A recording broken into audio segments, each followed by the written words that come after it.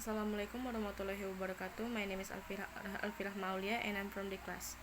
What do you know about exercise? Exercise is good for you, doctor says, but most people really know very little about how to exercise properly. What do you know about exercise? Take this true false test. You will probably be surprised. A. Exercise everyone at first, but immediately when you try, you run into trouble. There is so much contradictory, sometimes incorrect advice about exercising that you become confused. Test yourself on the following true-false quiz. It will tell you what you need to know. 1. The best way to reduce the midsections is to do abdominal exercise. False. Many people believe that when specific muscles are exercised, the fatty tissues in the immediately area are burned up. The truth is that exercise burns fat from all over the body and not from one specific area, regardless of the type of exercise. Of course, if you reduce the fat throughout your body, you will certainly see results around your waistline too. 2. To maintain an adequate level of physical fitness, you need to exercise only twice a week. False. Studies conducted by NASA, the National Aeronautic and Space Administrations, showed that unexercised muscles lose their strength very quickly. After 48 to 72 hours, you must use the muscle again to re-establish the good cycle effects. And what does that mean to you?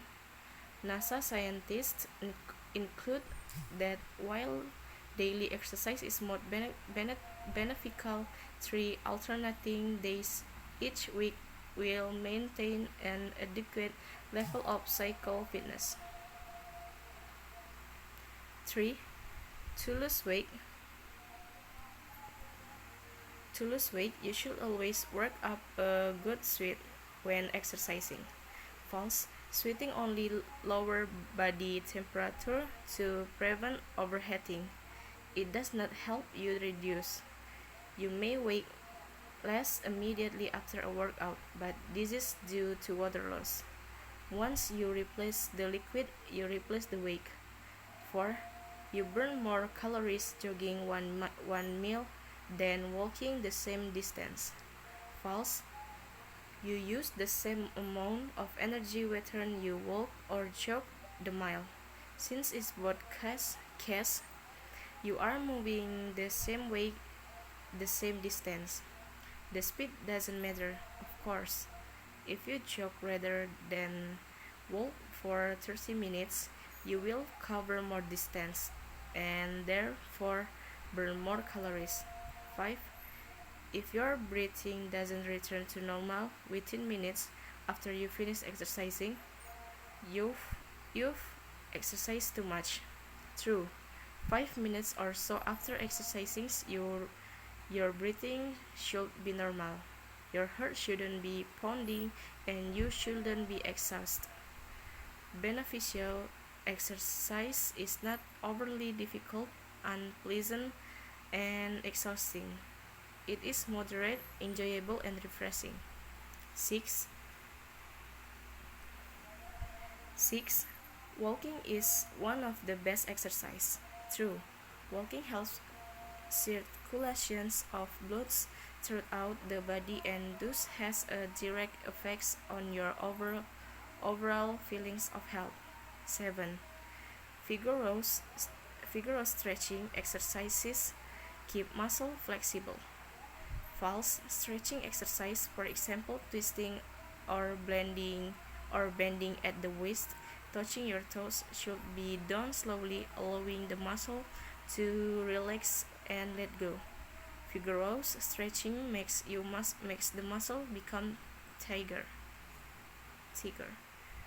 8. The minimum amount of time you should spend exercising in a day is 20 minutes. True. There are more than 400 muscles that attach to your skeleton. A good exercise routine should contract and stretch all this muscle, and this simply cannot be done with 4 or 5 exercise in 5 and 10 minutes. From exercise for from experience, I found that about 20 minutes is the minimum amount of time needed for an adequate workout. B. How long it takes you to become physically fit depends on how unfit you are when you start. If you are out of condition, you certainly cannot shape up in 21 days. However, shaping up doesn't do any good unless you plan to stay in shape.